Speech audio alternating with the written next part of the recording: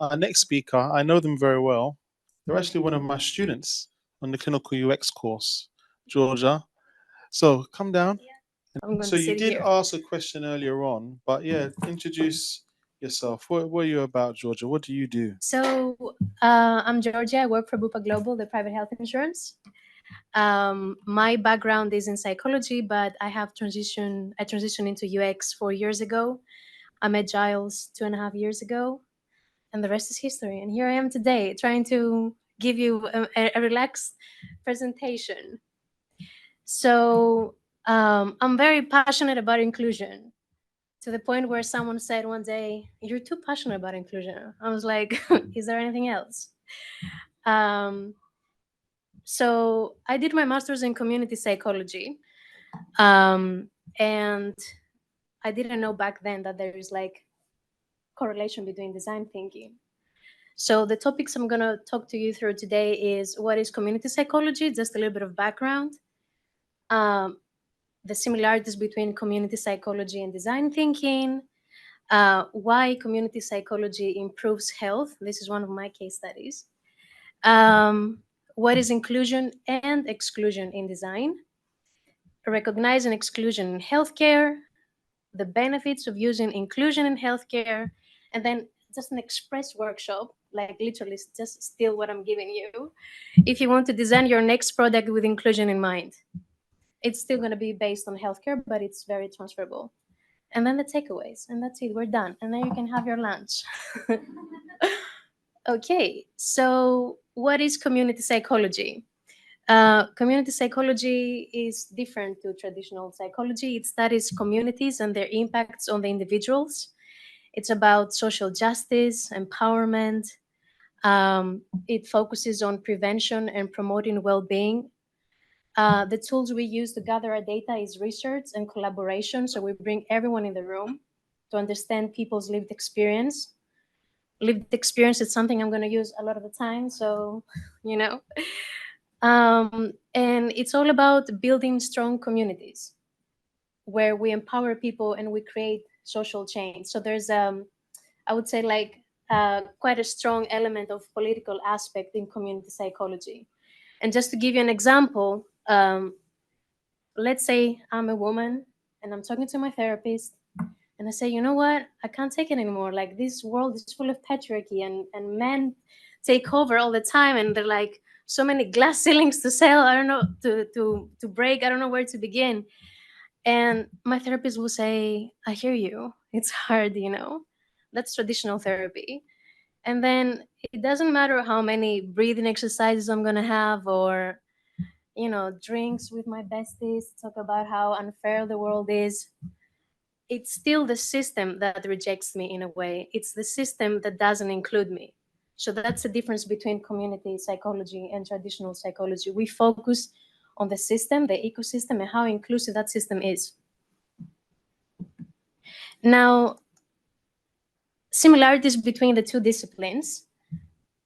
Human-centered approach. So community psychology focuses on the community needs, like the needs of the community and the people within the community. And then in design, human-centered approach is about the user's needs.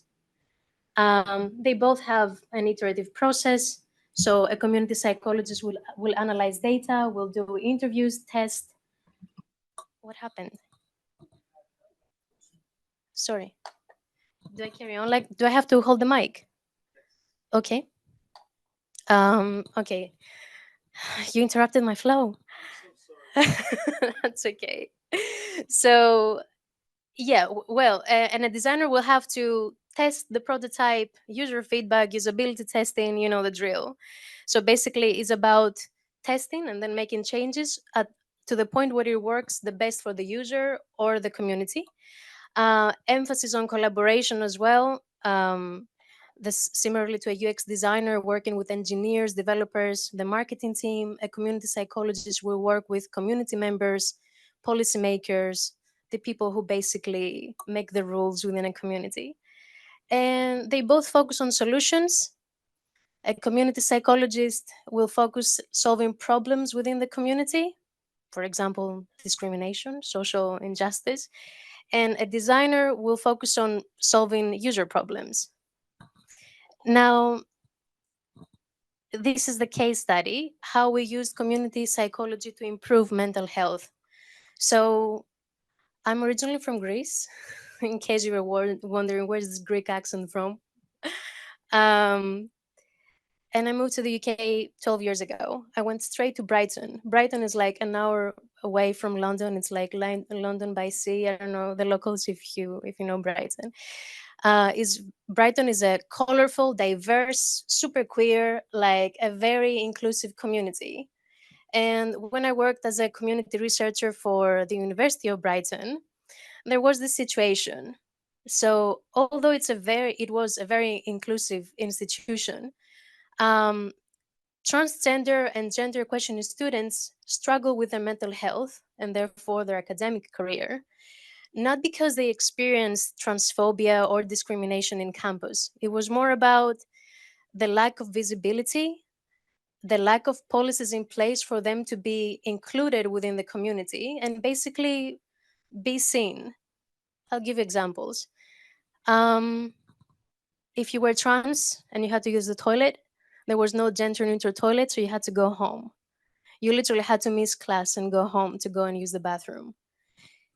If you wanted to change your name on the student ID, you would go to student services. There would be like five people who would be like, I don't know how to do that, but why do I have to do it? So not only they had to come out, they also had to be rejected in a way by the lack of policies in place.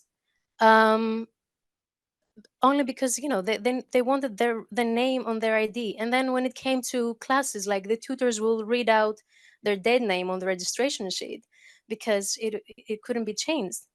So that had a significant impact on their mental health. And when your mental health is struggling, the last thing you want to do is be like a straight A student, right? So the problem was most transgender and gender questioning students in higher education struggle emotionally and therefore academically due to the lack of inclusive policies. And of course, the solution would be to create those inclusive policies.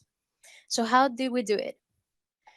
Um, the research part, which is very similar to what the Marias did, and as well as in your case, with your case, that I was like, yes, perfect, research done properly.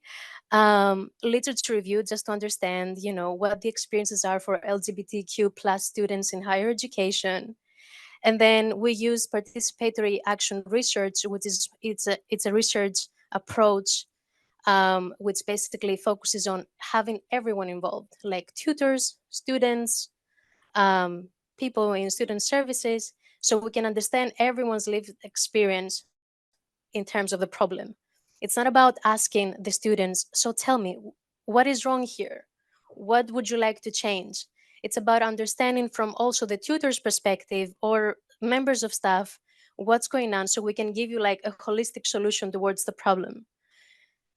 And it's putting basically the lived experience in the center of design thinking. That's what it is with participatory action research. I conducted one-to-one interviews, open-ended questions. Talk to me about your experience at uni. And then just ask them, let them elaborate and see how far, they could share. Thematic analysis, of course, very standard. Identify common themes between students, members of staff, find basically the common pain points. And collaboration was key for the success of this project, because the fact that there was space and room for everyone involved, student services, diversity and equality team, and students all in one room talking about what needs to change. And this is very important when it comes to inclusive design thinking. It's not about asking the users what needs to be changed. It's about understanding other people's perspectives that who are directly or indirectly involved, because we need to find the solution that works for everyone. So we raised awareness campaigns. We offered training for members of staff. We gave everyone room to ask the uncomfortable questions, like, can I say this? Can I ask you that? basically, and they say, when you name something, then you can control it. So people had this agency, and they knew that, okay, I'm here to help you. I shouldn't be intimidated by you in any way. As a result, of course, after sending surveys out, like a few months later, after we changed the policies, and by the way, the policies that changed was that we installed gender neutral toilets, and that was like 8 years ago, which wasn't that common. Students could change their names on their IDs just by going to the student services desk and ask it for it to be changed. Students, in collaboration with the equality and diversity team, delivered training for the members of staff to their professors, and they were like, this is how I want you to call my name, okay? um, and yeah, and their mental health improved like massively, including their academic success, because the simple things, they didn't have to worry about using the toilet. They would just go to the toilet and focus on the lecture. um, Now, what is inclusion? Just a definition. Um, is the practice of designing products and services that can be used by everyone, regardless of their ability, ethnicity, gender, sexual orientation, or age. And it's a way to create a more equitable world where everyone has the opportunity to live a healthy life. That's like the standard inclusion definition. There is an incredible book I highly recommend in case you haven't read it. It's called Mismatch by Kat Holmes, and she talks about inclusion in design. And Kat phrased it so perfectly. She says, if you ask 100 people, what does inclusion mean to you? You'll get 100 different answers. However, if you ask the question, what does exclusion mean to you? It's when you're left out. And that says it all. So, to understand inclusion, we have to define exclusion first when it comes to design. Like, who am I excluding right now? Who is not here when I'm testing?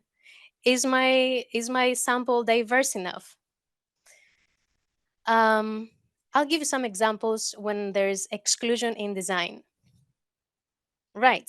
Anyone knows who these people are? I mean, it's a little bit like we're both on brand, by the way. Excellent. You're looking at the Artemis 2 crew. They're from NASA. But the reason I'm sharing this picture is because Christina Cook, it's spelled Koch. You want to look it up, will be the first woman ever to land on the moon in November 2024.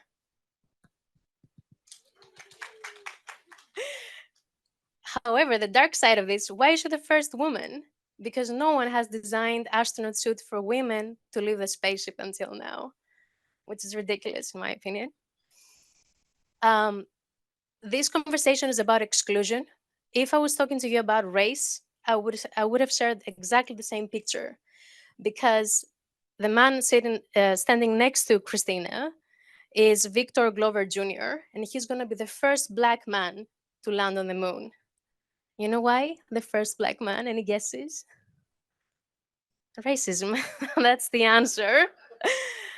But this is a great example, because when we talk about exclusion, it's like looking at a diamond. And although the analogy is a bit cute considering we're talking about this exclusion, but a diamond has different sides depending on how you look at it. So women, black people, the standard discrimination and injustice. So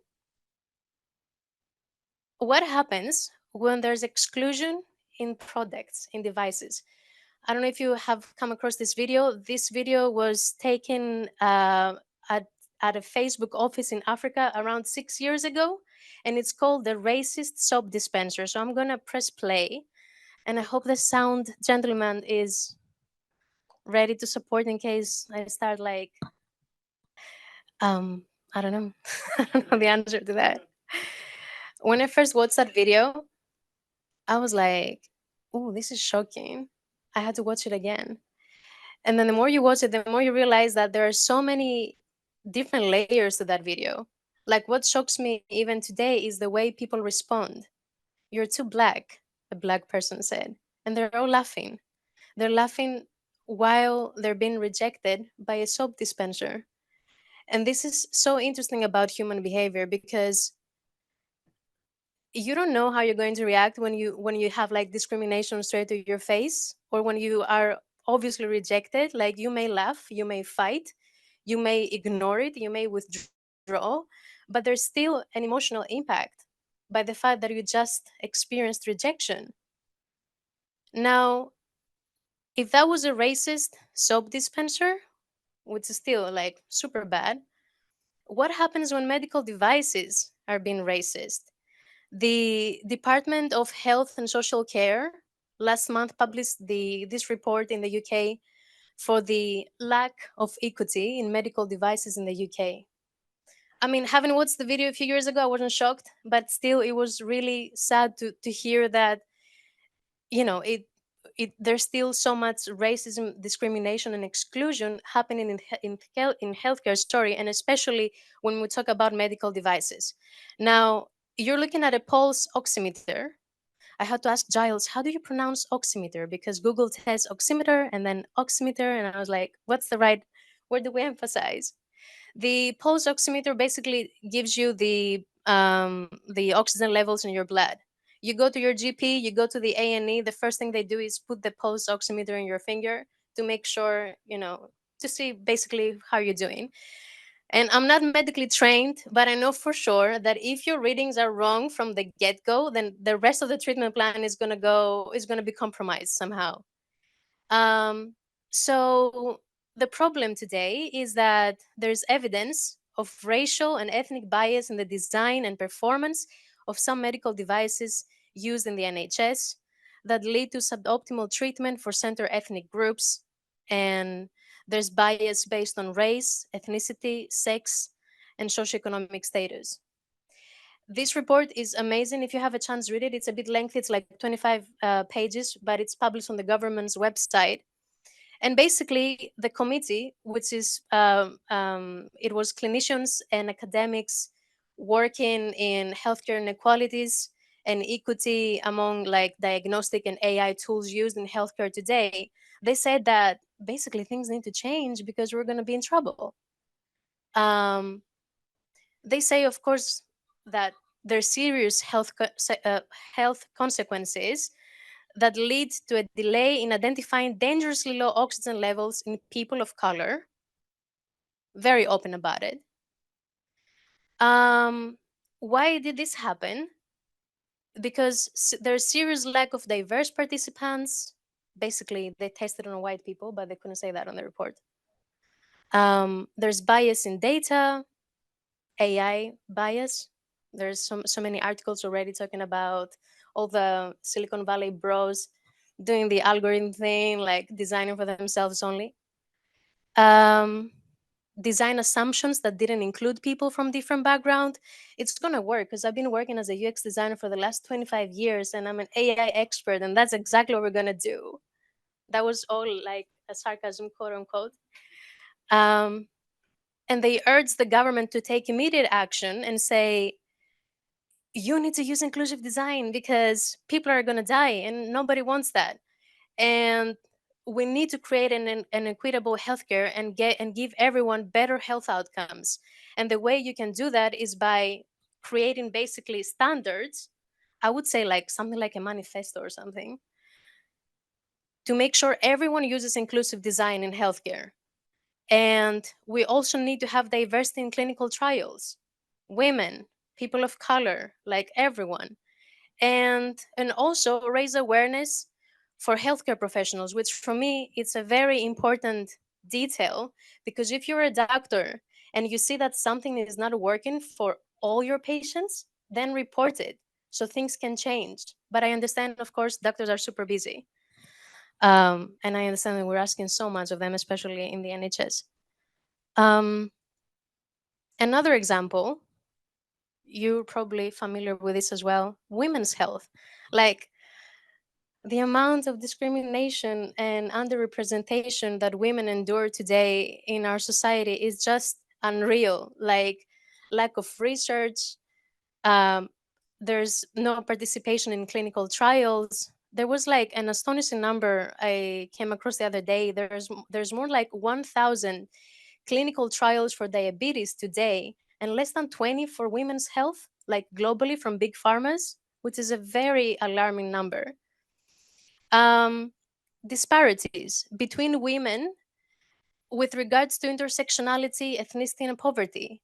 White women are treated differently compared to white women. Trans women are treated differently to women, and when we're all women, right? The UK has the 12th largest gender health gap on global scale, and we're supposed to be the fifth economy in the world. Some conditions are unrecognized or undiagnosed between women and men. And we're talking about even like um, you injure your knee and it shows differently in men than women. Please correct me, doctors, if my if what I'm saying is not medically correct.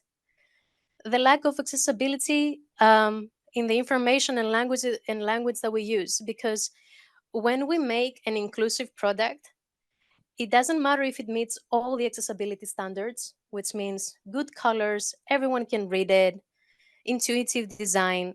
If it's not accessible, sorry, if it's not inclusive, then it's not going to work. And for example, if women are mothers, professionals, friends, spouses, and they lead a very busy lifestyle, and they only have available between 7 and 8 at night to speak to a doctor, then it doesn't matter if their mobile, the app on their phone is accessible. If there's no doctor to accommodate a busy schedule, this is when the design is not inclusive, even if the product itself is accessible. And women will take care of everyone else in the family, and they will be the last people to seek treatment. And of course, there's also other things like lack of strategy. We shouldn't just give the option to do things over your phone. Like digital only is not the only option. And again, things that have already been mentioned today, stigma and bias, like how comfortable is a woman today to go to a doctor, a male doctor specifically, and speak about their menopause? Do they feel empowered enough to talk about their symptoms? Um, so the benefits of inclusion in healthcare is that we can reduce healthcare costs, empower patients and patient satisfaction, improve health for everyone. And when we design inclusively, then there's going to be less modifications in the future. So again, it's less expensive to design with inclusion in mind. And the more inclusive a product is, the more agency you give to the patient, to the user, so they can take advantage of technology or access to healthcare, so they can learn more about themselves, about their health, and basically, yeah, give them the power to make the right choices for their health. Um, I usually get asked the question, if inclusion is so important, then why don't we use inclusion? Like, we're a business at the end of the day. We're not a charity. I mean, I'm not saying that's not something that's been discussed by my employer, but it's just questions that people ask. Is it a wise business decision to build with inclusion in mind? You can guess the answer. The answer is yes. I took this picture from Annie Jean Baptiste's book. It's called Building for Everyone, an incredible book, highly recommended. Annie is the head of product inclusion for Google, and she speaks about the the Google framework, how they design inclusive products at Google, basically. And she says that it's everything about, it's always people plus process equals product. That's the standard. Now, if you look at these numbers, there's I'll start from the top, like in red, 1 trillion market for global disabled consumers. There's 18 trillion global women's incomes, which means this is consumer power. This is money available to be spent for a product that's going to be inclusive for disabled customers, for women. You get it. In the middle, like the queers are also getting there, like 917 billion. And also at the top right, 1 billion people in the world with disability. So when somebody argues, we don't have the money to design inclusively, just show them this and be like, you're wrong, basically. Do your research. Um, Right. So that's all for now. And now I'm going to show you the little workshop how to design inclusively. You don't have to be a community psychologist to do that, as long as you're a comfortable researcher like the Marias who smashed it. And make sure that you use the tools available like to their full potential. So let's say, for example, that the problem is that we have young women aged 21 to 29. They often have lower rates of cervical cancer screening compared to older women. And again, this is like a hypothetical case study just for you to see like the steps. Why young women don't go to the doctor and get tested? Because lack of awareness. I'm too young to care about these things, like YOLO. YOLO is too millennial, I shouldn't say that. We don't use YOLO anymore. um Fear and anxiety. What if I go to the doctor and they say I'm dying in 2 weeks? I don't want to know. I better live my life, like live fast, die young kind of thing. Discomfort with traditional settings. No, thank you. I'm not gonna go and speak to a male doctor about my cervix. I better not. Like, I have better things to do on a Monday afternoon. And then accessibility issues. Okay, I get it. Cervical cancer is important. It doesn't matter if I'm like 21. I still need to go and speak to a doctor. How do I get there? How do I book an appointment? I don't want to talk to anyone over the phone. Can I do it online? So how can we solve this problem? We can combine community psychology and design thinking to create a more inclusive and user-centric, user-friendly cervical cancer screening experience for young women. So from a community psychology point of view, you can use PAR, basically ask the women, ask the doctors, tell me about your experience. What do you expect from a doctor? And then ask the doctor, what do you expect from for women? Any like themes? Any basically tell me your stories.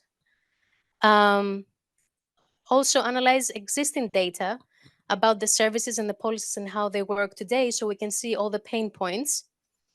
And in terms of UX, we have to develop an engaging website or app, use inclusive language and visuals, and offer multiple languages because we are a diverse community and we have to speak the user's language. Like, avoid all jargon. Not everybody speaks medicine, so keep it simple.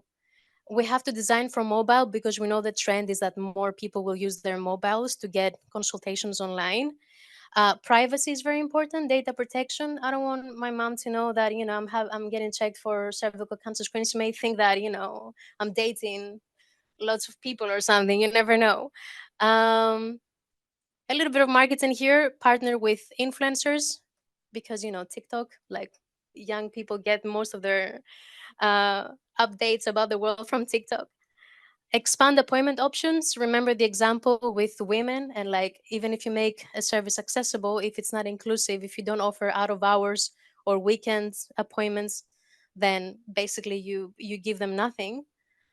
And generally an end-to-end friendly atmosphere from the moment you have the app on your phone. Make sure it's accessible, easy to use, to the moment where you are presented at the clinic and you speak to the doctor. You feel safe 1000% along the way. Almost done. So the benefits will be increased awareness. um, it's about patient empowerment, end-to-end accessibility. We will reduce fear and anxiety and discomfort if we design inclusively, and we build communication and trust. Like, we break the silo between the doctors and the patients, like, we bring them together. So, the takeaways: the cure for healthcare inclusion, and inclusion is prevention. So, if you understand people's lived experience from the get go, then you can design accordingly. Do your literature review, find out, what's happening out there, but also bring everyone in the room and get their take of the story from both sides. Inclusion leads to better health outcomes and reduced healthcare costs. According to Annie Jean-Baptiste, only 20% of your budget for every project. If you design inclusively, spending 20% of your money, it can work wonders for your project. Um, Fosters patient satisfaction and trust, and of course, a diverse, inclusive product Like the more diversely you design, the more innovative you're going to be, because you get different perspectives from different people. And lastly, inclusion is simply the right thing to do. Like everyone deserves to live a happy, long life, right? Last slide. This is a quote from Miss Much. I just love this book, and I had to give you this, my favorite quote, because it gives me goosebumps every time I read it, like even today after like the 100th time. And I always read this when I'm doing designs. So Kat says, many of us are temporarily able-bodied and will face new kinds of exclusion as we age. When we design for inclusion, we are designing for our future selves, not just for the changes in our bodies, but also our ability to contribute to society. It's designing how the next generation will treat and care for us. It's making solutions to uphold the human connections that are most important in our lives, our dignity, health, safety, and sense of being at home. That's it. This is the end.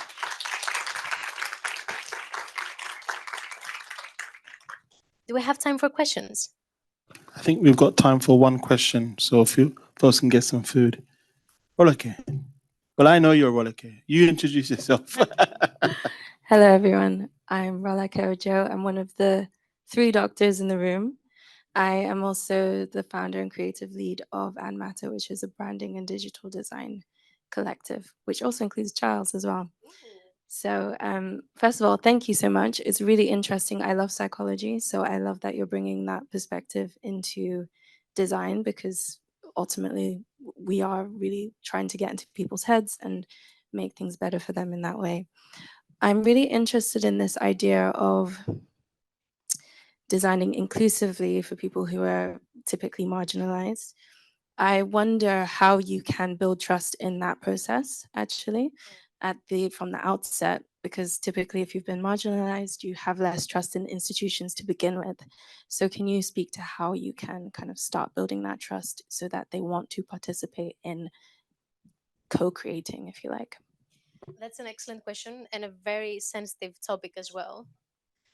Um, it's all about using the right people to make people feel safe. It's creating that safe space and giving people, the choice to participate or not. They say that if you ask someone, this is the project we're running, we would like you to be involved and learn more about your experience.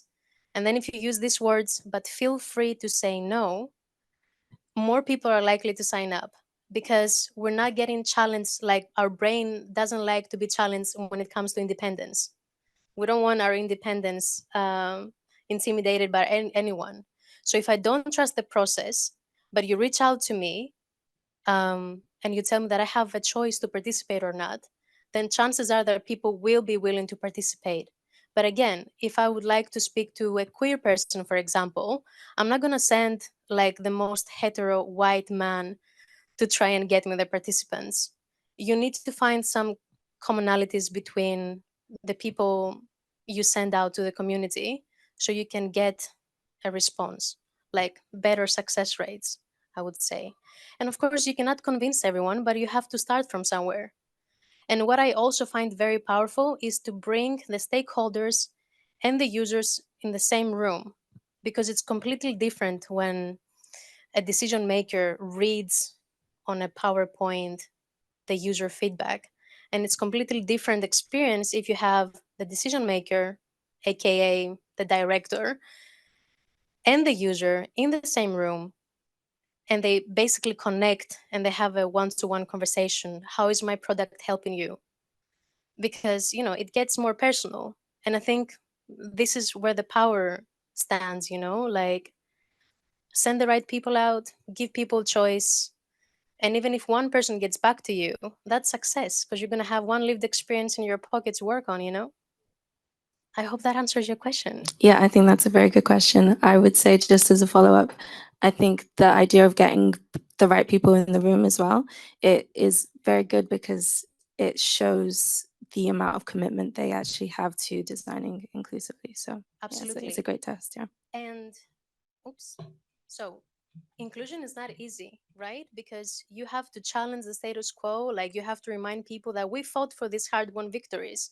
and it's also imperfect, and it requires humility. Like as a designer, I have my me bias. Like we have the personas to remind engineers that you're designing for someone else actually. So maybe something I'm proposing as inclusive may not be inclusive at the end of the day, and I have to accept that I was wrong and just design for the people according to what they're asking me to do.